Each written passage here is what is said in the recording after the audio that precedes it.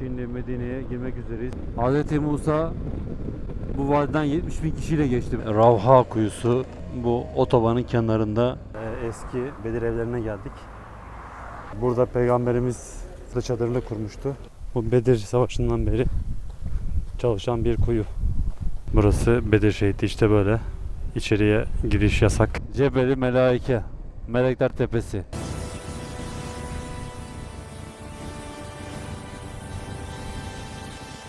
Evet, selamünaleyküm arkadaşlar. Dün gece Tıfle kuyusuna gittik ama çok karanlıktı. Çok bir şey göremedik. Biz de şu karşıya, hemen şuraya akşam çadırımızı kurduk. Saat şu an 9. Hava 35 derece. Nem, inanılmaz bir nem var. İlk defa Türkiye'den beri nemin en yoğun olduğu yere geldik sanırım. Sağlam bir nem var yani. Şimdi kuyuya tekrar gidiyoruz. Bakalım oraya bir gündüz gözüyle görelim. Ondan sonra Reci vakası yaşandığı yere, Reci sularına gideceğiz bakalım. Bulabilirsek inşallah.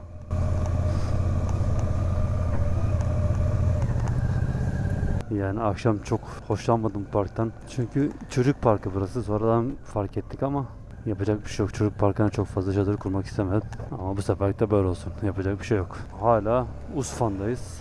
Usfan'ın içinde bu Tıfle kuyusu. Hemen şehir merkezinde zaten kuyu. Ama Reci suları biraz haritada yol yok gibi görünüyor. Bakalım neredeymiş, bulabilecek miyiz?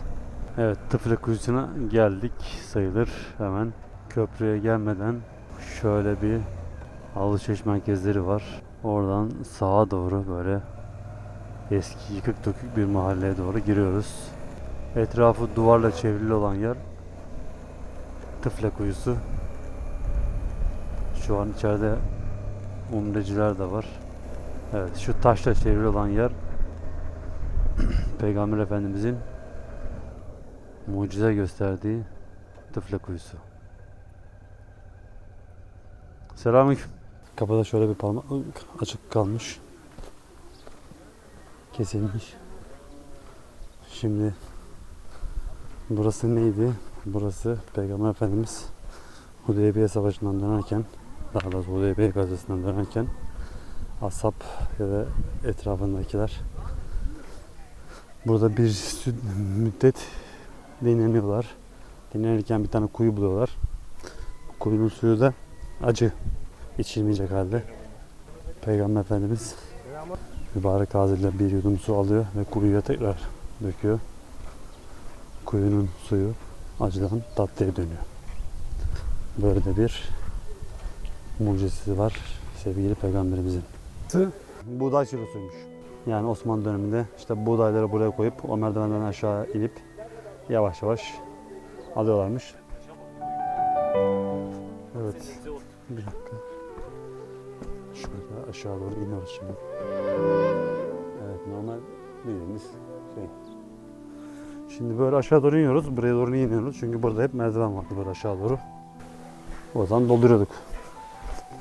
Şöyle daha da aşağıya indik. Ama böyle güzel bir yapısı var. Elden falan geçmiş buralar muhtemelen ama şimdi gidiyoruz bakalım. Kuyunun etrafı bu şekilde. İleride bizim Türk umreciler var.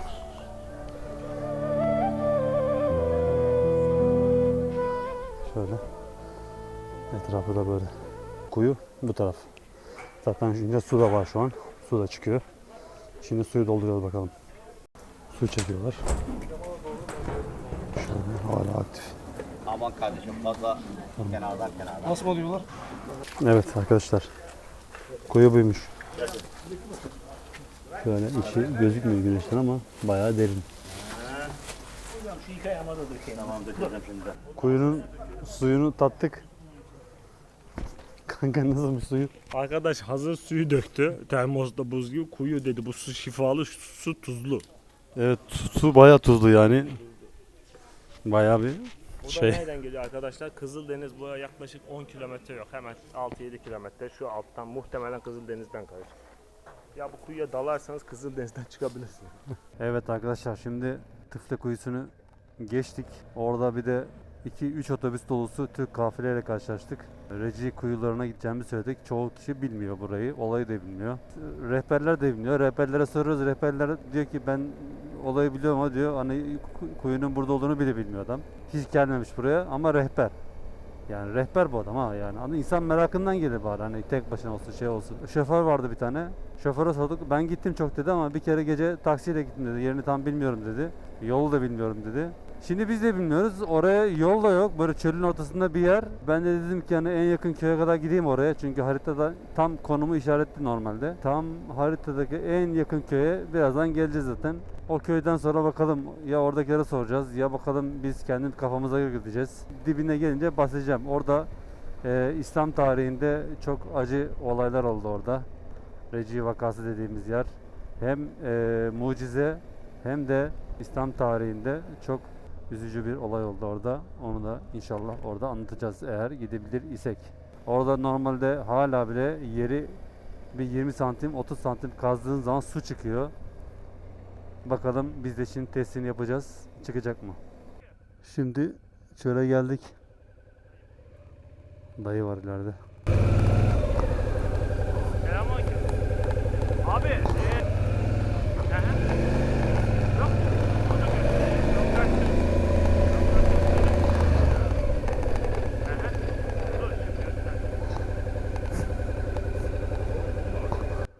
Selamünaleyküm. Evet arkadaşlar burası özel bir mülkmüş şu anda. Kanka devam et ben durmadan devam edeyim. Oradan yol var herhalde sen yukarı doğru devam et. Düşme sakın.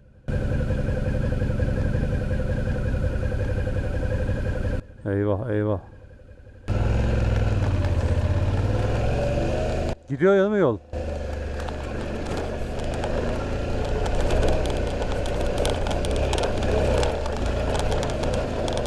Şuradan yol mu gidiyor aşağıya? Bu hamsi kafalı niye bizi böyle çıkarttı? Şurada yol var diyor ama buradan nasıl çıkacağız oğlum biz? Dayı bizi buraya çıkarttı ama. Bakalım aşağı nasıl ineceğiz şimdi. Ya şuralarda bir yerde gösteriyor ama aralar tabii hep özel arazi. Biz burayı bulamayacağız herhalde. Dostlar, güneş tepemde, termometre 47 derece. Motosikletin üzerindeki sıcak rüzgar bile yüzümü yakıyor. Saatlerdir Reci kuyularını arıyorum. Kumların içinde, dağların arasında.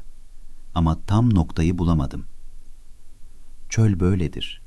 Her sır hemen açılmaz. Ama bu topraklar, İslam tarihinin en büyük ihanetlerinden birine şahitlik etti. Hicretin 3. yılı. Uhud'dan sonra Müslümanları zayıflatmak isteyen Lühyanoğulları Adal ve Karra kabilelerini Medine'ye gönderdi. Biz Müslüman olduk, bize öğretici gönderin dediler. Allah Resulü sevindi ve aralarında Asım bin Sabit, Hubeyb bin Adi ve Zeyd bin Desin'in olduğu 10 sahabeyi onlarla yola çıkardı ama tam da Reci sularının başında etrafları bir anda okçularla sarıldı. 7 sahabi orada şehit oldu. Asım bin Sabit, hayattayken Rabbim bedenime müşrik eli değdirtme diye dua etmişti. Şehit olduğunda arılar bedenini sardı. Kimse yaklaşamadı. Gece olunca bir sel geldi ve o mübarek bedeni alıp götürdü. Geriye Hubeyb ve Zeyd kaldı. Mekke'ye götürüldüler. Onlara senin yerinde Muhammed olsun ister miydin dediler. Zeyd'in cevabı tarihe geçti. Onun ayağına Medine'de bir diken batmasına bile razı değiliz. Hubeyb ise idamdan önce 2 rekat namaz kıldı ve Peygamberimize selam gönderdi. Efendimiz Medine'de bir an durdu ve aleykümüsselam dedi. Belki bugün o izi bulamadım ama o ruh bu topraklarda hala yaşıyor. Bazen varmak değil o niyetle yolda olmak asıl mesele. Yol devam ediyor. Selametle. Evet yollara hep kum geliyor arkadaşlar. Şu an Bedir yolundayız. Karşıdaki dağlara bak. Dağlar kumdan gömülmüş iyice. Her taraf kum, her taraf çöl. Üstünde mont,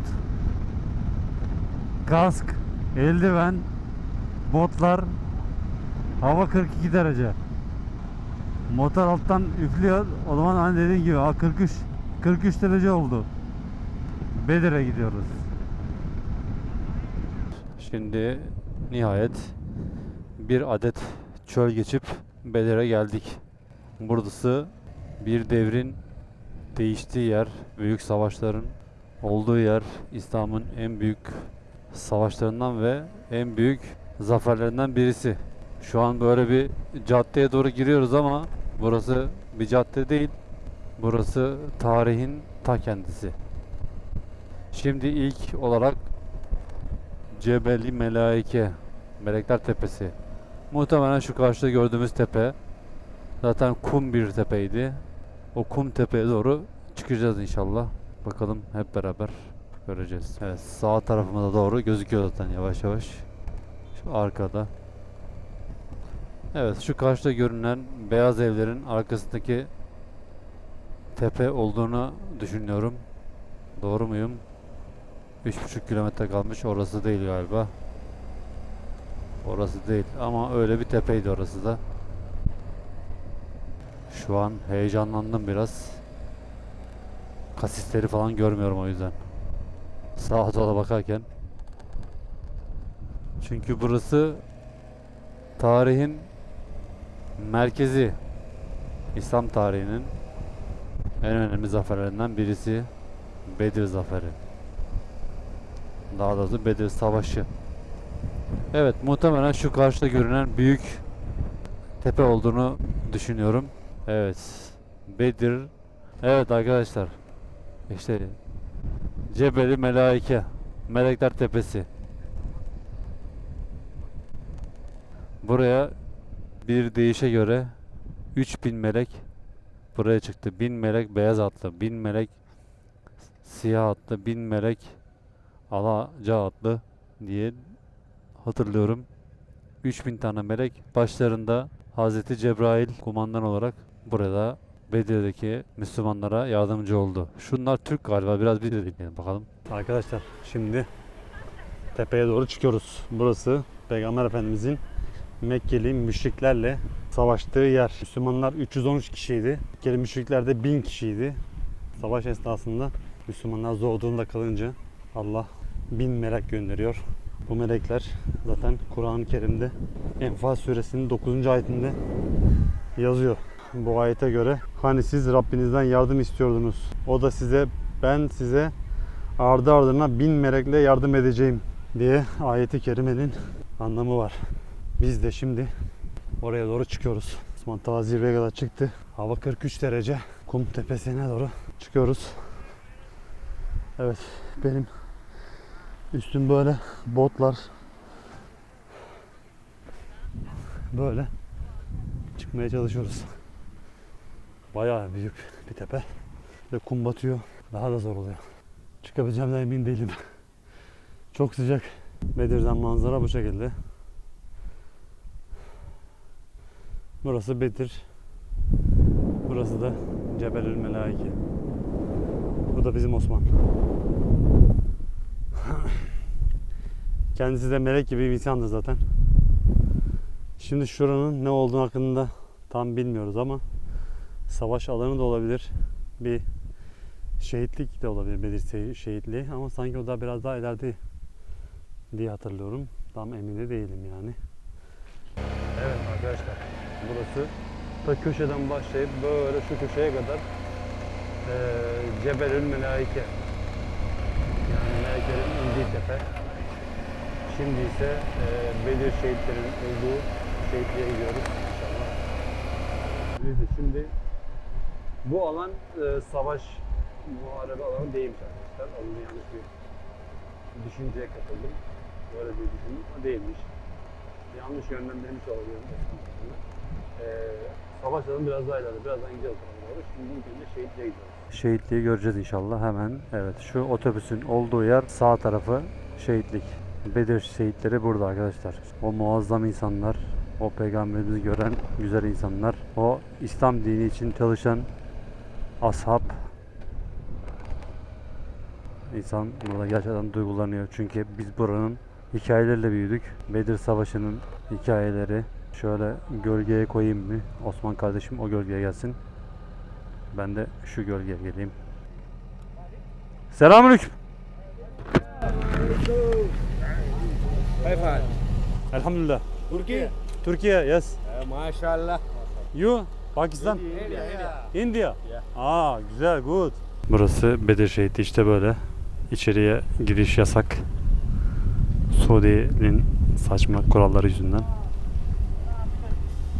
Yani yoksa biz mezardan medet ümmiyoruz tabii ki ama burada şimdi kim var? Burada muhacirlerden şehit olan Ubeyde bin Haris, Umeyr bin Ebi Vakkas, Zuşimeleyn bin Abdi Amr, Akil bin Bukeyr, Mihca, Hazreti Ömer'in azatlı kölesi, Safvan bin Beyza.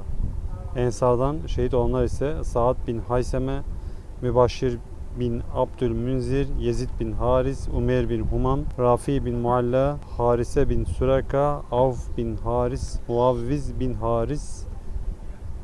Başka kim vardı? Evet, bu kadar benim bildiğim kadarıyla, yani listemde olan kadarıyla 14 tane İslam sevdalısı burada şehit oldu.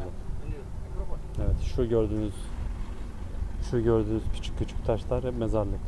Ama tabii kimin mezarı nerede, kimin mezarı nerede bilmiyoruz. En doğrusunu Allah bilir. Ama şu ileride büyük bir taş gibi bir şey var.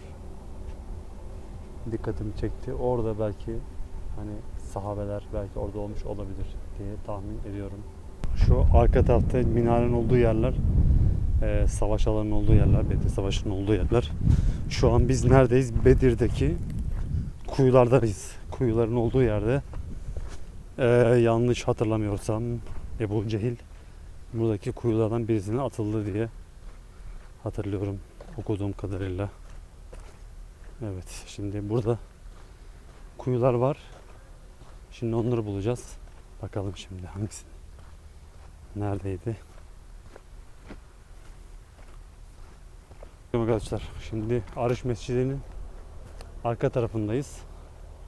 Şimdi normalde kuyu tam şu Osman'ın durduğu yerde bir yerde bir tane kuyu olması lazım. Burada bak şu kuyu yolu, su yolu bak. Şurada normalde kuyu olması lazım. Ki birkaç sene öncesine kadar kuyu vardı, burada varmış. Ama şu anda yok. Normalde Bedir'de 7 tane kuyu vardı. Bir tanesi buradaydı. Ama şu an yok o kuyu nedense. Şimdi diğer 2 tane kuyuyu bulacağız. Evet, bu kuyu buradan böyle beton bir kuyu vardı burada. Etrafı betonlarla çevrili. İçinde su yoktu gerçi ama yine de kuyunun yeri belliydi. Şimdi kalan 7 kuyudan, gerçi 3 diğer kuyuda kalmadığına göre 7 kuyu vardı. 2 kuyu, 3 kuyu, 3. kuyu yok. 2 kuyu kaldı diye biliyoruz. Şimdi bakalım onlar duruyor mu yerinde. Bir tanesi çalışıyor diye biliyorum. Diğer kuyu da hemen şurası. Ama bu kuyu üstüne insanlar normalde buraya, müşrikleri buraya attılar. 70 tane müşriği. Ebu Cehil de onların içinde miydi tam hatırlamıyorum ama böyle bir şey vardı galiba. Burada kuyuya attılar. Sonra gelen geçen üzerine taş toprak attı. Herkes ata. Burası artık böyle bir küçük bir dağ olmuş zaten burası. Böyle tam yeri belli değil gibi ama şu tepeciklerden bir tanesi. Normalde insanlar buraya gelmiyorlar. Herkes şu mescidin oradan bakıp gidiyor. Şimdi üçüncüsüne bakacağız inşallah. Bulacağız. Evet arkadaşlar, 3. kuyu ve çalışan kuyu. Bu kuyu bu Bedir Savaşı'ndan beri çalışan bir kuyu. Şimdi bakalım içinde su var mı? Kaldır bakayım kanka. Bakalım. Evet. Bismillahirrahmanirrahim. Evet, içinde hala su var. Biraz sıcak ama hala su var içinde. Evet, şöyle çok fazla değil ama biraz da olsa su var içinde. Şu an evet, Bedir'in çalışan tek kuyusu ve yeri belli olan tek kuyusu. 7 kuyudan sonuncusu.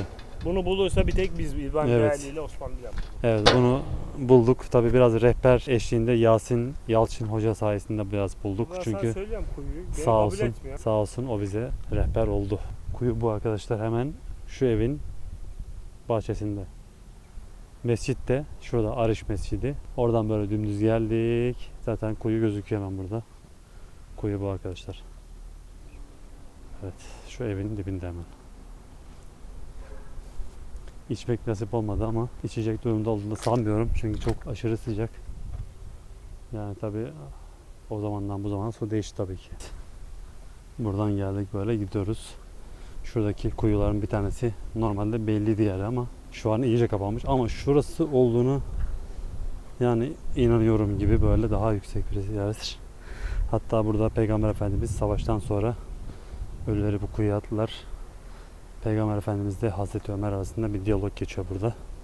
Peygamber Efendimiz diyor ki ey işte müşrikler şimdi anladınız mı peygamber olduğumu diyor. Hazreti Ömer de tabii şaşırıyor. Diyor ki ey Allah'ın Resulü onlar seni duymaz ki diyor. Sen neden ölüler konuşuyorsun diyor. Tabii Peygamber Efendimiz de hemen cevap buyuruyor. Ey Ömer onlar diyor beni senden daha iyi duyarlar diyor. 3 kuyuyu gösterdim sana. Evet. 3 kuyudan sadece bir tane kalmış. Normalde 7 kuyu varmış.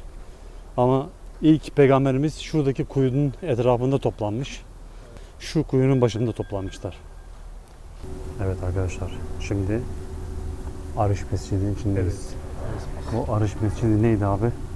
Arış Mescidi Peygamber Efendimizin Bedir Savaşı'nın yönettiği yer burası normalde. Çadırını tam şuraya kurdu. Şu en ön taraf caminin en ön kısmı az önce görmüştük. Bir tepelik zaten. Alt tarafı düz. Burası bir çukur. Oraya gitti. Normalde çadırını buraya kurdu. Daha sonradan cami yapılmış bu şekilde. Birazdan dışarıdan göstereceğiz inşallah. Caminin içi gayet güzel. Temiz, bakımlı. Dışarısı 40 derece. Burası eksi 15 derece. Osman gibi şaftımız kayıyor böyle. Tabii. Her an hasta olabiliriz arkadaşlar. Yani buz gibi içerisi. Öğlen ikindi namazına denk geldik. Şurası Arış Mescidi. Buranın arka tarafı da Bedir kuyularının olduğu ve Bedir savaş alanının olduğu yer. Burada Peygamberimiz sallallahu aleyhi ve sellem burada çadırını kurmuştu. Şu alan zaten savaş alanı. Az önce şu kuyulara da gitmiştik orada. Kuyular ilerideydi. Kuyuları gördük. Peygamber Efendimiz burada bildiğiniz gibi, söylediğim gibi çadırını kurdu, savaşı ve bu alandan yönetti. Burası bir tepelikti. Savaş alanı zaten burası ileriye kadar savaş alanıydı. Peygamber Efendimiz zor durumda kalınca Allah'a dua etti. Allah'ım bana vaat ettiğini yerine getir. Allah'ım bana vaat ettiğini yardımı ulaştır. Allah'ım eğer şu mümin topluluk helak olursa yeryüzünde sana ibadet edecek kimse kalmaz diye burada dua etti Allah'a. Tabi burada Bedir'de Müslümanlar sadece 313 kişiydi. Müşrikler ise yaklaşık 1000 kişiydi. Peygamber Efendimiz orduyu saf düzenine soktu. Sonra ellerini semaya kaldırarak bir süre dua etti. Rivayetlere göre ridası yani örtüsü omzundan düştü. Hazreti Ebubekir radıyallahu anh yanına gelip onu teselli etti ve şöyle söyledi. Yeter ya Resulallah, Rabbine çok yalvardın. Allah sana vaat ettiği yardımı mutlaka verecektir. Bunun üzerine Cebrail aleyhisselam 1000 melekle birlikte Bedir'e indi. Az önce o gittiğimiz dağa. Bu olay Enfal suresinin 9. ayette şöyle. Hani siz Rabbinizden yardım istiyordunuz da o şüphesiz ben size ardı ardına 1000 melekle yardım edeceğim diye cevap vermişti. Yani Kur'an-ı Kerim'de geçen bir olay burası da yani. Bu gördüğünüz bir vadi. Evet canım bu arkadaşlar. Şimdi şu arkadaşa Osman şeker vermiş çocuklarına. O da bize çay ikram etti. شاي من المدينة هذا. Eyvallah Allah razı olsun. نعناع مدينة. Ne o? نعناع مدينة. Çay Medine. Çay Medine. Naneli çay. Mint Naneli Medine çay. mint. Oğlum bak işte kalbin temiz tutacak. Ya Çay Allah. istiyordun al sana çay. Evet arkadaşlar. Mescidin arkasındaki eski Bedir evlerine geldik. Burası tarihi bir alan ama harabe olmuş tabii ki. Çok da bir şey kalmamış. Yani bir insan tarihine bu kadar mı sahip çıkamaz ya? Evet, eski Bedir sokakları böyleydi. Hemen savaş alanının etrafına insanlar evlerini yapmaya başlamışlar o dönemde. Belki de ya da belki de vardı yani evler. Ama çok otantik bir yer.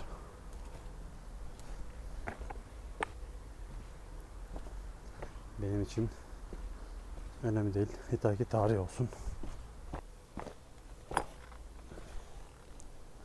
Evet şöyle. Burası ana caddelerinden birisiydi herhalde. Şöyle. Bedir gezisi sona erdi. Bu mübarek beldeden artık daha mübarek bir beldeye doğru, Medine'ye doğru gidiyoruz.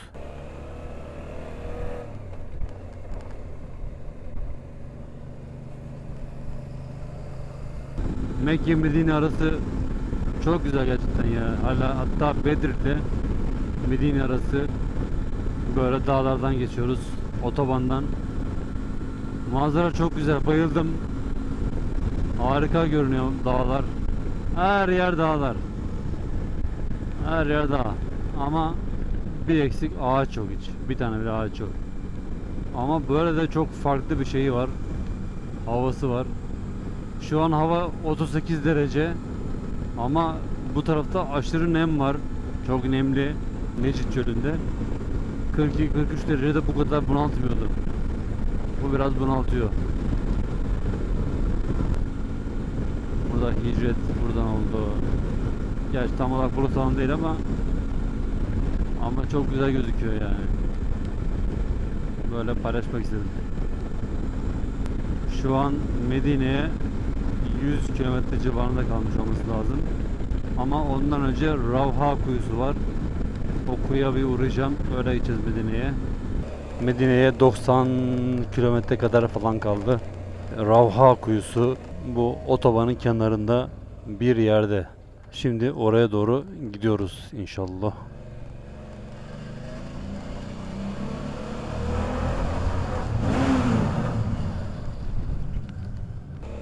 Bir Ravha yazıyor.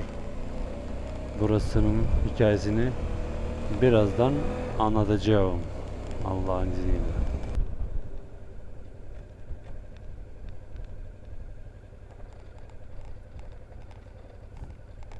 Yukarıda tırların geçtiği yol Medine yolu. Burası Medine'ye dediğim gibi 75-80 kilometre falan. Şu an kapalı. Kapıda güvenlik görevlisi var. Burası tabi İslam tarihinde çok önemli bir yer. Peygamber Efendimiz Bedir Savaşı'na giderken burada konaklamış. Kuyusundan su içmiş ve burada namaz kılmış. Rivayetlere göre Hz. Musa da 70.000 kişiyle bu vadiden geçmiş. Burada namaz kılmış. Ayrıca 70 peygamberin bu mescitte namaz kıldığı ve Peygamber Efendimiz burası için bu vadi cennet vadilerindendir diye buyurmuş. Osmanlı döneminden yapılan bir mescit var. Muhtemelen mescidi yenilediler. Osmanlı'nın izi tamamen muhtemelen silinmiştir. Allah bilir tabii ki de. Ama çok güzel. İlk defa böyle temiz bir yer gördük Suudi Arabistan'da. Burada şimdi su satıyorlar arkadaşlar. Diyor ki burası bir aydır kapalı. Kardeşim bir ay kapalıysa sen nasıl su satıyorsun burada? Güya buranın suyumuş. Evet kuyu arkadaymış. Burası mescit galiba. Yok burası işte. Burada su falan var. Kedicik. Evet burası zaten. Evet şurası. Kapalı. Gerçekten üzücü bir... Ay şuradan şöyle bir bakalım. Evet. Şu ileride bir kuyu daha var. Burada da bir kuyu var.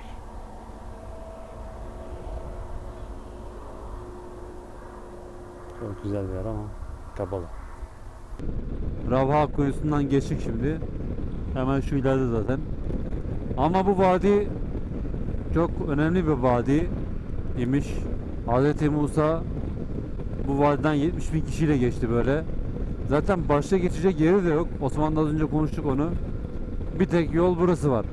Zaten yollar eski yolların üzerine kurulur. Yani hani yol yenilenir, genişletilir. Genellikle aynı kervan yolları kullanılır. Yani bu yollarda muhtemelen aynı buradan geçti. Ashab da buradan geçti belki. Peygamber Efendimiz de buradan belki geçti. Buradan ordular geçti. İnsanlar geçti. Yani gerçekten çok böyle içim böyle kıpır kıpır oldu buradan geçerken. Böyle bir maneviyatı var belki de yani. Çok. Evet selamünaleyküm arkadaşlar. Şimdi Medine'ye girmek üzereyiz. 8-9 kilometre kaldı. Akşam saat 7 gibi hava karardı. Akşam namazına kıldık. Şehrin güzelliği böyle. Çok güzel gözüküyor ışıl ışıl. Olabilir. Baksana her şey var.